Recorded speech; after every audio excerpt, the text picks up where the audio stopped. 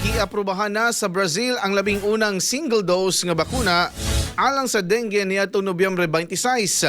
Sumala pa sa otoridad sa Brazil nga ang maong bakuna adunay 91.6% effectivity rate batok sa severe dengue.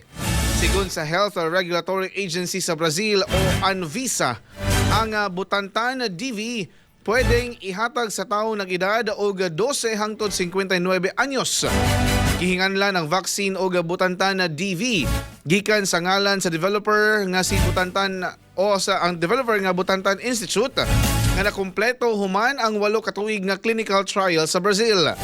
Sumala sa direktor sa Butantan Institute nga si Eper Callas, ang single dose dengue vaccine usa ka makasaysayanong kalampusan sa larangan sa siyensya o kahimsog sa Brazil nga mobatok sa sakit nga naghasol sa mga tawo dekada na ang milabay. Express, balita sa buntan. Express, balita sa buntan.